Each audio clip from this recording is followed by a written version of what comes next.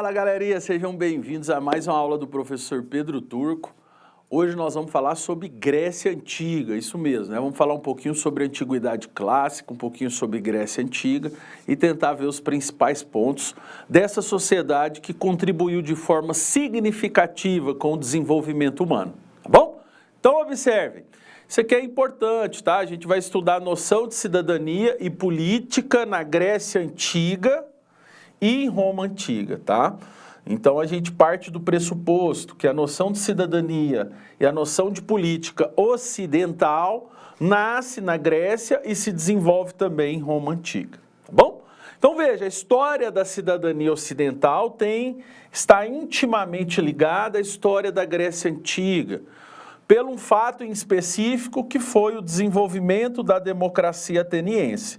Então veja, na cidade de Atenas, foi lá que se desenvolveu um modelo político que sobrevive até os dias de hoje, que a gente chama de democracia. Um modelo político que permite a participação do cidadão, dos indivíduos, nas decisões políticas da cidade, né? Nesse caso, a cidade de Atenas. Então veja, em Atenas, a noção de cidadania estava intimamente ligada à noção de participação política direta, né? Então, o cidadão ateniense participava da política de forma direta, conforme mostra essa imagem, ó. Essa imagem nos mostra um momento de assembleia, de decisões, da cidade de Atenas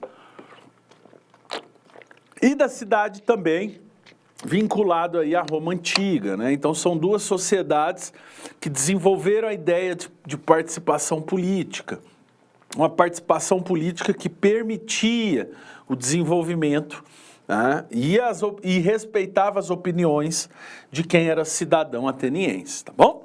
Então veja, só poderia participar da democracia ateniense os chamados cidadãos livres, ou seja, pessoas nascidas na cidade de Atenas tinham direitos e deveres políticos. Direitos e deveres na política, na participação política, incluindo o direito de votar em assembleias, ou seja, o direito de opinar em assembleias também. Isso tudo incorporava a ideia de participação política. E de ocupar cargos públicos, tá? Que nós estamos falando de pessoas que ocupam cargos públicos também dentro do Estado ateniense, que participa das decisões políticas que afetam aquela comunidade, tá? Isso aqui é mais uma foto da democracia ateniense, né? Uma foto importante aí da democracia ateniense. Reparem, né?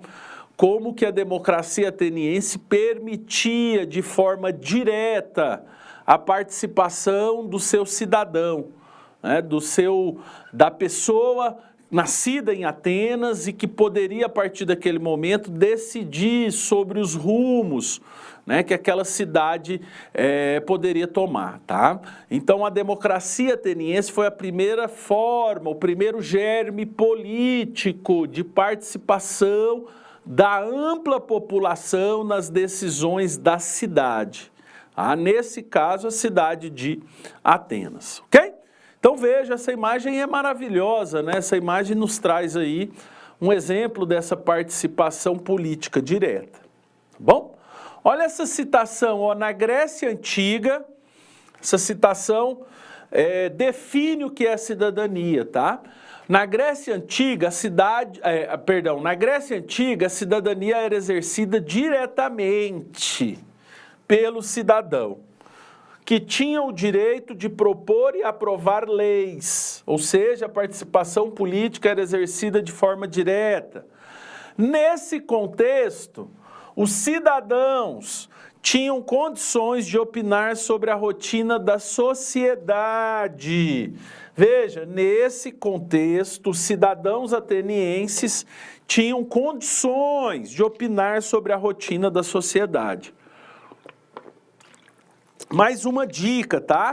A palavra cidadania vem de cidade, A palavra cidadania vem de cidade, a capacidade que o indivíduo tem de opinar, de propor soluções para uma determinada cidade.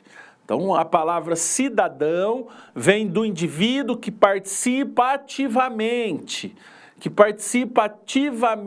da política da sua cidade, tá? A palavra cidadania e cidadão vem de cidade. Indivíduo que participa ativamente das decisões políticas da sua cidade, tá bom? Então veja, isso aqui é importante, tá? Essa definição de cidadania é importante. Nos faz lembrar um pouco como que a Grécia Antiga se comportava do ponto de vista político, tá bom? Vamos falar um pouquinho de Roma, né? Veja, se a palavra cidadania surge na Grécia e democracia também, a palavra república surge em Roma Antiga, tá? A palavra república surge em Roma Antiga, tá? A palavra república vem do latim, que significa res publica, ou coisa pública, ou coisa do povo, ou estado público, tá? O estado público. Os romanos entendiam que é necessário um estado público, que cuide dos bens públicos, bens que são de caráter coletivo e não individual. Tá? Bens que são de caráter coletivo e não individual. Está aí a noção de república, ok? No caso romano, a República Romana funcionou de 509 antes de Cristo até 27 antes de Cristo, né? Quase 500 anos de existência da República Romana. Os principais órgãos criados, né? O Senado, que era um colegiado de decisões, era um coletivo de decisões formados normalmente por anciões, pessoas com uma certa idade e que pertenciam às elites romanas, no caso os patrícios. Nesse período foi criadas as primeiras constituições republicanas, marcadas fortemente por um caráter republicano, tá? Nesse período também foram marcados por guerras e conflitos populares, né? As famosas reformas e revoltas plebeias.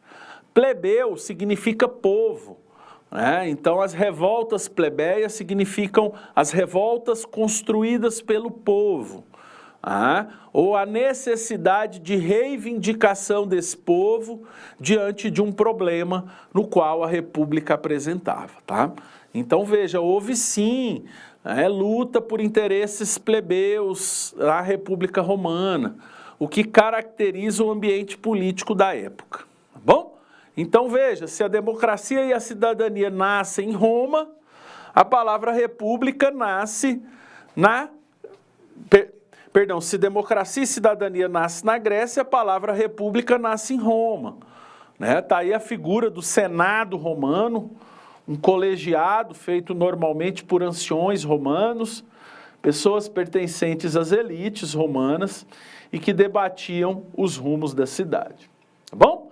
Então veja, o Senado romano era composto por um conselho de anciões, pessoas responsáveis aí pela gestão pública e por dar solução aos problemas da cidade. Eles controlavam os contratos, aspectos econômicos, ditavam políticas econômicas também e garantiam um amplo funcionamento do Estado romano. Tá aí uma foto do centro histórico de Roma Antiga, até hoje está lá para visitação, tá? Nesse caso aqui, a imagem do antigo Senado romano. O antigo Senado romano, né, que fez parte de todo esse processo que nós estamos estudando na nossa aula de hoje. Tá? Algumas questões são importantes, tá? Primeiro, as revoltas populares, que marcou a participação dos plebeus na política. Isso aqui é importantíssimo, tá? Revoltas vindas das camadas populares, que reivindicavam uma maior participação na política, ok? Esse é um ponto. O segundo ponto, as primeiras constituições, as primeiras leis.